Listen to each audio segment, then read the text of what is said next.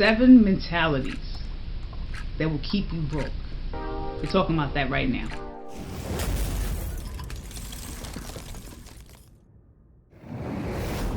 What's going on, you guys? It's Felicia here from Valuable Referral, aka Valuable Mindset, and all I do on this channel is simply refer value to the entrepreneur to help them win.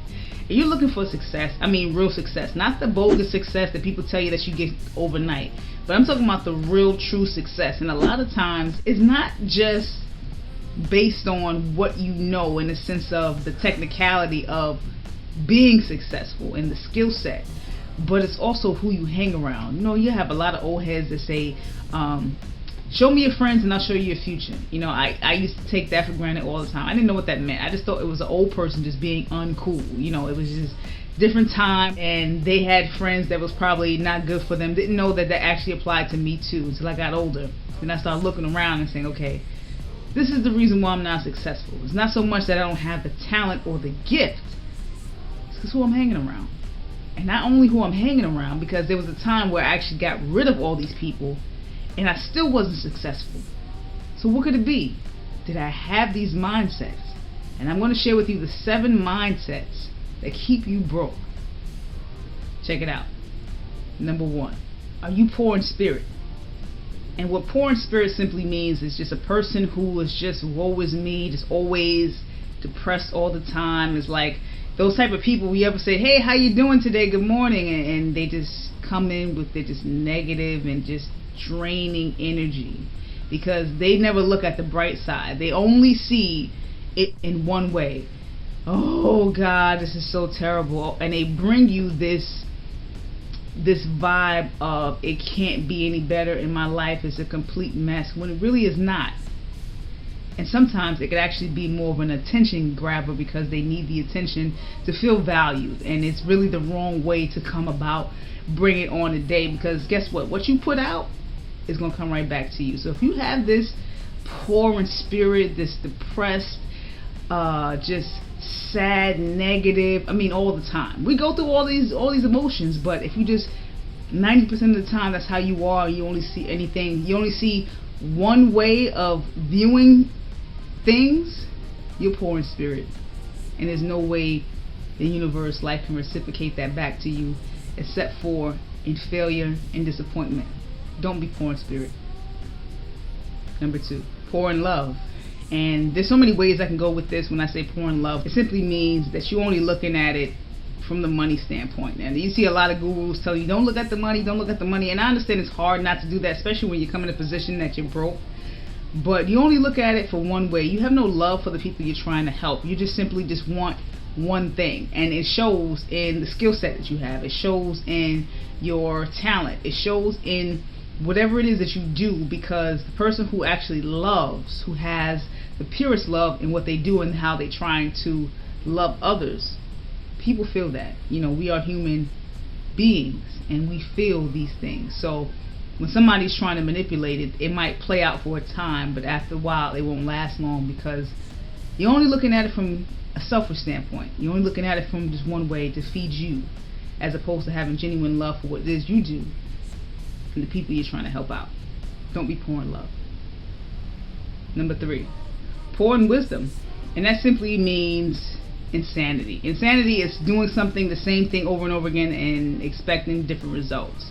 And what I mean by that, you ever had a person who does a lot of things but rejects real genuine wisdom to help them grow because they are too lazy, or they know so much to grow and be humble and get better and take in this new information that can work for them, as opposed to following their old blueprint that obviously isn't working for them at all? I mean, some people I know have been doing the same thing for years, and they don't want to accept what it is that you're trying to tell them that can help them, to further them, to grow, because they're poor in wisdom. And it goes back to number 1 about being poor in spirit, because sometimes you can actually take it as a attention getter. Like, some people are just coming to you to absorb your attention and take your time away, and you really have to be careful with that, and you really have to stay away from that mindset as well. Don't be poor in wisdom. Number 4, poor in character. And that's a big one. You know, that actually goes Everything I'm basically telling you in innumerable order, it actually goes hand in hand with each other. Poor in character means you're selfish, you lie a lot, you're arrogant. Nobody can depend on you. Everything is all about you. You can't even depend on you, because sometimes when it's time to do something and trying to get going and be a go-getter and do whatever it is that you have to do, you even flake out on you. You tell yourself a story about why you can't get it done, and really you're just poor in spirit. And that's a really, really bad habit to have, because it doesn't matter who no matter what position you're in, you won't get it done. You won't be that person, that go-to person that people can depend on. Because here's the thing, we live in a world of people.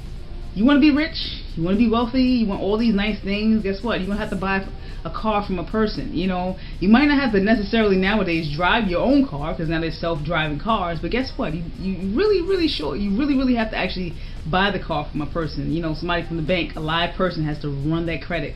So this is a human world. And people are going to feel that vibe, and they're going to feel that negative energy, and they're not going to want to depend on you or call on you for anything, especially when you are the old school salesman, the sleazeball, you know what I mean? So you definitely don't be poor in character. And if that's you, change that mindset. You can do it. I believe in you. Number 5, poor in habits. And I have a lot of family members that are guilty of this. I was guilty of it myself until I actually came around people who thought differently from me. But being a person that's poor in habits simply means that you're lazy, you procrastinate. It kind of goes back to the character thing. You have these habits that are no good for you, but yet you keep doing them. Like I said, it's like insanity, doing the same thing, expecting different results. I had a family member or family members, I should say, that buy what they want but beg for what they need. And what they needed was more important than what they wanted. It's just that they actually had bad habits that kept their needs unmet, but kept their gluttony type of wants, kept them broke. Someone couldn't pay a car note and got their car repossessed, but yet every day they're in the lotto store playing lotto tickets. Bad habits. You don't want to be a person like that. You want to be a person who actually sits down and think about what it is that they're doing. Think about where their money is going. Think about how it is they treat people. If they say they want to actually be a person of character and responsibility and be a leader in a sense, think about the habits that you do and how that's being reciprocated through your children or through people who's watching you.